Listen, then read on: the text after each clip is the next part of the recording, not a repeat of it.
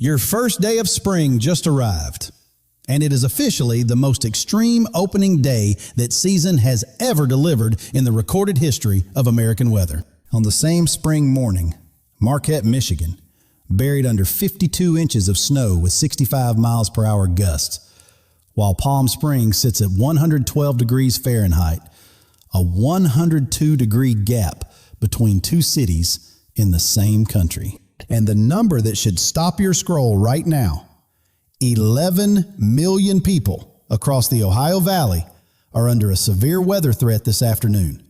On the exact same day, the desert Southwest is shattering 130-year heat records. Whether you're in the heat zone, the blizzard zone, the fire zone, or the storm zone, your country on this spring equinox is as split as it has ever been. And your region has something worth your full attention today. Here's what today means for you specifically, and I'm going to get straight to the part that matters most for your area right now. Stick with me. Around the 5-minute mark, I'll give you the exact hour-by-hour window for today's storm threat, because the timing matters and your Friday evening could be affected. And stay to the end, because the late March and early April pattern coming together is one of the more significant seasonal outlooks I've had to put together all spring for your region. Let me be straight with you before we get into it. Marginal is the lowest severe weather category, and I'm not going to overstate what's there today. But I've seen marginal risk produce real damage before.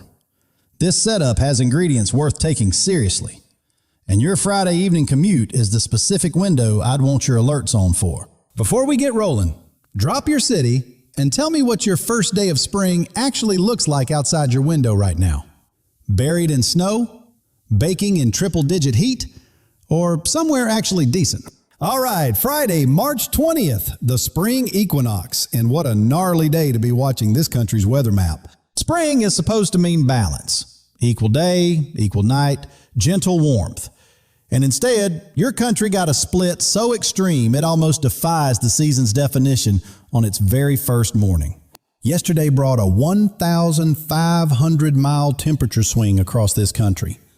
Phoenix at historic 100 degrees Fahrenheit, while Georgia woke up to freezing temperatures. And today that gap gets even wider for your area. On the first day of spring 2026, your country recorded a 102-degree gap between two cities on the same morning. To put that 102-degree number into plain terms, if you teleported from Marquette to Palm Springs this morning, your body would go from near blizzard conditions to life-threatening heat in the same zip code of time. That kind of temperature spread on the first day of spring is genuinely rare. Weather historians are going to be writing about this specific March 20th for a long time, and you're living it in real time.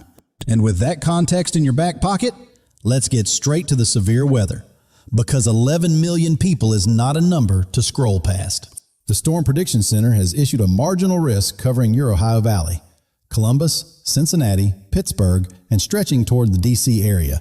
And the primary threats are damaging straight-line wind gusts and isolated hail. Because of the favorable low-level wind profiles in place today, an isolated tornado or two can't be completely ruled out for your area.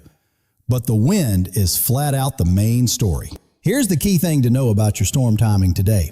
The energy source is solar heating, which means once your sun goes down this evening, those storms lose their fuel and things settle down quickly. Your main window of concern is late afternoon through early evening, roughly your Friday rush hour. Call it 4 to 7 p.m. local. And if you're heading home from work in the Ohio Valley today, keep your weather app open. Here's the picture for your afternoon. You're leaving the office. Sky looks fine. Traffic's moving. And then one embedded storm drops a 60 miles per hour wind gust on your neighborhood before you even pull into the driveway. It only takes one rogue, stronger storm to ruin your Friday night.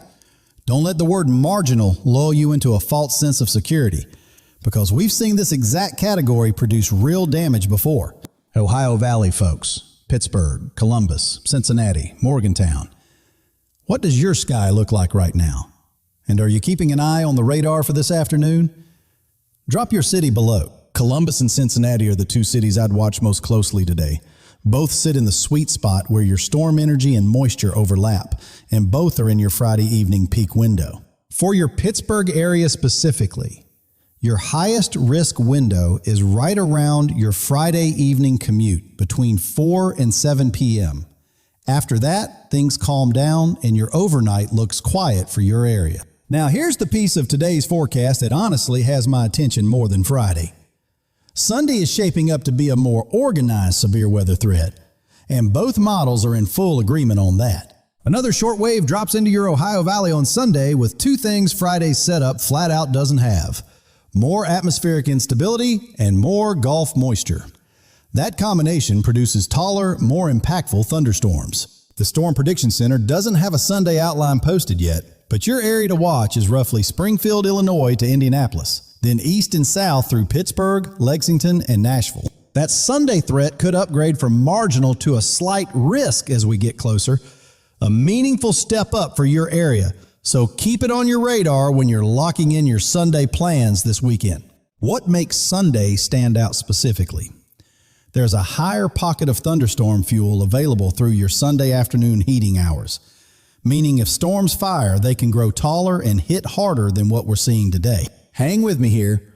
We've still got the heat wave records, the wildfire conditions, the Pacific Northwest flooding, and the April picture I want your full attention on coming right up. Now let's swing to the other half of this split country, because the heat out west today isn't just warm, it's flat out rewriting records on the very first day of your spring. Phoenix at 105 degrees Fahrenheit, Tucson at 103 degrees Fahrenheit, Los Angeles at 98 degrees Fahrenheit, Las Vegas at 101 degrees Fahrenheit, and Palm Springs at 112 degrees Fahrenheit right now, the single highest reading anywhere in your country on this equinox morning. For your perspective on 112 degrees Fahrenheit, if you stepped outside in Palm Springs right now without water and shade, your body would start struggling within 15 minutes.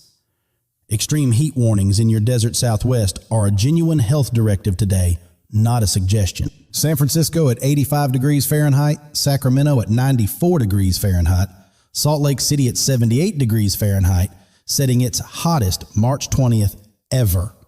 The ridge is running anomalies of 25 to 40 degrees above normal across your entire western tier. San Diego at 92 degrees Fahrenheit, Riverside at 104 degrees Fahrenheit, Anaheim at 97 degrees Fahrenheit. Your California beach towns are posting readings today that they'd normally see in late July. And your mountain snowpack is melting so fast the rivers can barely keep up. And here's the single sentence that captures your weather map today better than any chart. Louisville, Kentucky is warmer than Miami, Florida right now. And that is not a typo. Here's the agriculture angle your California isn't talking about enough. This sudden March heat is melting your mountain snowpack weeks ahead of schedule, and the runoff is coming down your rivers faster than your flood control infrastructure was designed for. The practical result for your Central California Valley?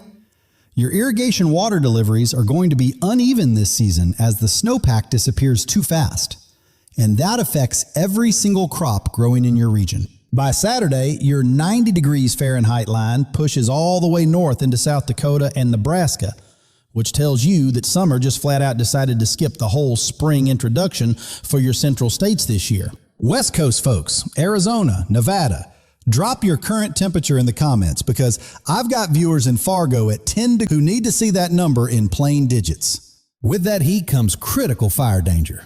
And this is the part of today's forecast I don't want getting buried under the record temperature headlines. Red flag warnings are flying across your eastern Wyoming, including Casper and Laramie. Winds gusting 35 to 45 miles per hour. Relative humidity dropping as low as 10 to 15%. That is textbook tinderbox conditions for your area today. Nebraska already has a wildfire emergency underway. Lincoln is under smoke advisories. Oklahoma City at 76 degrees Fahrenheit has active fire danger warnings, and the same dry, gusty air feeding your heat dome is feeding those fires. If you're in Wyoming, Colorado, or Nebraska today, no outdoor burning, no campfires, no dragging trailer chains on the pavement. And if you spot smoke in your area, call your local fire department right away. Up north, your Great Lakes region is not in cleanup mode. Parts of Michigan are still in active emergency mode, and Marquette deserves to be said plainly. 52 inches of accumulated snow with 65 miles per hour gusts is not a recovery situation yet. Minneapolis, 15 degrees Fahrenheit. Fargo, 10 degrees Fahrenheit. Milwaukee, 27 degrees Fahrenheit. Chicago, 26 degrees Fahrenheit. Your upper Midwest on this first day of spring looks nothing like it. And the weekend warm-up will trigger fast snowmelt flooding in your lower lying areas. Detroit at 31 degrees Fahrenheit. Grand Rapids at 28 degrees Fahrenheit. Your Michigan communities still without power need to know the warming helps, but your snowmelt runoff is going to create its own set of flooding problems as temperatures swing hard this weekend. And Seattle at 51 degrees Fahrenheit is in the middle of an atmospheric river, dropping 5 to 10 inches of rain.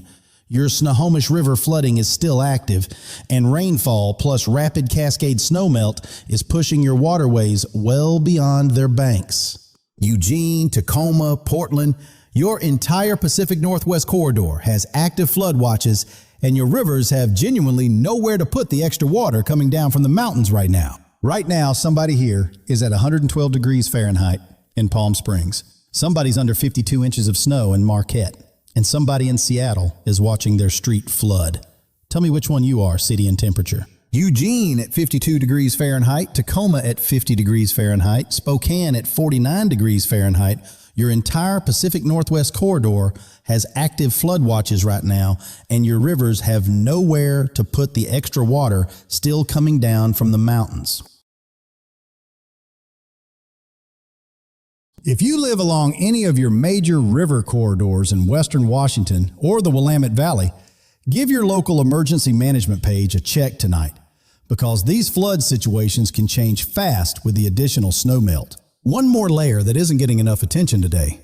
Your drought situation across the south and southeast is at its worst point in years, and this warm, dry stretch is actively making it worse. Southern Texas is in exceptional drought, the worst category on your drought monitor, and extreme drought covers southern Georgia and most of Florida, where your fire risk is elevated even without the Big Plains wind events. Here's the picture for your Central Florida.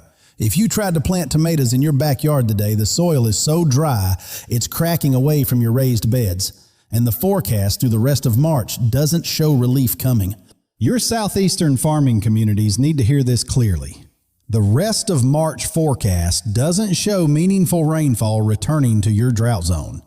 So any planting decisions you make right now need to account for continued dry conditions. Here's the 30-second plain English version of what's driving all of this. A massive ridge of high pressure locked over the west acts like a wall, trapping heat on one side and routing your storm systems north through Canada. Energy routing along the top edge of that ridge keeps sending little storm systems down into your Ohio Valley every 48 to 72 hours, which is exactly why your severe weather risk keeps showing up in the same corridor over and over. The warm-up for your eastern states is coming fast. First cold front drops through Sunday into Monday, but by midweek your area rebounds with temperatures 20 to 30 degrees above where you woke up today. All right, here's the bigger picture forecast I promised you. March 26th to 27th is the window both models now agree on for the most significant severe weather threat left in your March. The practical implication for your southeastern gardeners? Your soil is so moisture depleted that even when the rains do eventually return to your area, the first couple of inches will just vanish into the ground before your plants see any benefit. Your Florida has now gone over 30 consecutive days with below average precipitation in most of your peninsula. That kind of sustained dryness in your early spring is exactly when your wildfire season quietly accelerates. The GFS is showing a strong low south of Hudson Bay, driving a cold front through your Ohio Valley on that Thursday into Friday time frame. And if it tracks as currently shown, this hits harder than either system earlier this week. Here's what makes that late March window stand out specifically. More instability, more Gulf moisture, and a stronger cold air punch on the back end. And when those three combine in your area, the event potential goes up significantly. The very end of March shows the coldest look of the entire model run. The GFS is putting snowfall on the backside of that cold front for Ohio, Pennsylvania, and New York. Potentially your third wintry event this month. So here's your practical bottom line. Today's storm is real, but limited to your evening. The weekend warm-up is genuine, so enjoy it. But late March wants to flip the script on you again, and it's worth staying tuned. Quick, honest question. Given everything March has already thrown at your area, are you actually feeling ready for severe weather season? Or does it feel like spring is catching your community flat-footed this year? Drop your take. Let me leave you with the season picture, because the April severe weather forecast coming together right now is genuinely significant, and your area needs to know about it before the month even starts. The temperature anomaly map for April shows warm, humid air dominating your south and plains, while cold Canadian air stays bottled up to the north. And that exact contrast is the textbook setup for an active severe weather season. Above average precipitation is expected across your Tornado Alley corridor, Oklahoma, Arkansas, Missouri, Kansas, Illinois. And when you combine that with the favorable dynamics, April looks like a big month for your region. Both models show repeated cold front intrusions every few days in April, each one driving cold air south into the warm, humid Gulf moisture your region is building. And that pattern continues into May, front-loading your entire spring season. If you live in Tornado Alley, Texas, Oklahoma, Kansas, Missouri, Arkansas, right now is the time to check your storm shelter, confirm your weather alerts are active, and know your plan before April 1st even gets here. Quick run through conditions right now. Phoenix, 105 degrees Fahrenheit. Palm Springs, 112 degrees Fahrenheit. Los Angeles, 98 degrees Fahrenheit. Las Vegas, 101 degrees Fahrenheit. Tucson, 103 degrees Fahrenheit. Your desert Southwest on its first day of spring looks nothing like spring and everything like peak summer. What I find especially telling about your April outlook is that the Storm Prediction Center's own climate outlook explicitly flags the Oklahoma, Arkansas, Missouri corridor for above average severe weather chances this spring. Your Gulf moisture supply right now is actually running ahead of what we normally see for late March, which means the instability available for April's cold front events is going to be higher than typical for your region. Great Lakes, Fargo, 10 degrees Fahrenheit. Minneapolis, 15 degrees Fahrenheit. Milwaukee, 27 degrees Fahrenheit. Chicago, 26 degrees Fahrenheit. Detroit, 31 degrees. Your northern tier on this spring equinox morning is locked in a deep freeze that the calendar says shouldn't exist today. Southeast doing well today. Nashville, 63 degrees Fahrenheit. Atlanta, 65 degrees Fahrenheit. Raleigh, 69 degrees Fahrenheit. Charlotte, 67 degrees Fahrenheit. Your area has the most pleasant spring opener in the country right now, and the weekend looks even better for you. Your Northeast is cold and blustery. Boston, 41 degrees Fahrenheit. New York, 49 degrees Fahrenheit. DC, 53 degrees Fahrenheit. Dealing with gusty winds and cold rain today, but your warm-up trend arrives by early next week, and it's going to be a noticeable shift. Quick practical list before I let you go, because what you need to do today is completely different depending on your zip code. Ohio Valley, Pittsburgh to Cincinnati. Alerts on for your Friday afternoon. Know where your safe spot is if a warning drops for your county, and have a plan before your commute starts today. Desert Southwest in California, extreme heat warnings run through your weekend. Drink water before you feel thirsty, check on elderly neighbors, and stay out of direct sun between 10 a.m. and 4 p.m. if you can help it. Wyoming and Nebraska. 0 outdoor burning today in your area. No campfires, and if you're out on your open highways, keep your eyes peeled for sudden visibility drops from wildfire smoke. Pacific Northwest, stay away from your flooded areas. Keep clear of rivers running high in your region. And if your emergency management issues a flood warning for your area, give yourself plenty of time to act. Last call, your city, your temperature, and what your spring equinox looks like today. Heat warning in Phoenix, snowbound in Marquette, storm watch in Ohio, flooded in Seattle, or one of the lucky ones having an actual decent spring Friday. And if there's a specific city or region you want me to dig into in Saturday's update, just name it below. I'll work it straight into your weekend forecast. Here's where my attention is locked going into your weekend. Sunday's severe weather setup is the one I'm watching most closely right now because it has the ingredients to upgrade from what we're seeing today. And that March 26th to 27th window is something I want every viewer in the Ohio Valley, Mid-Atlantic, and Northeast to have on their calendar. Because if the GFS solution holds, it closes out your March with a serious event. I'll break it down every single day as those model runs come in. What both models agree on for your area, where they're diverging, and what the honest confidence level is. Hit subscribe and flip on the bell, because when that Sunday setup and late March pictures start to sharpen, you want your update the moment it drops, not 3 days later from somebody else's text. Stay safe out there if you're in the storm zone. Keep the water going if you're in the heat, and I'll see you tomorrow morning. Your spring just started, and it is already one for the record books.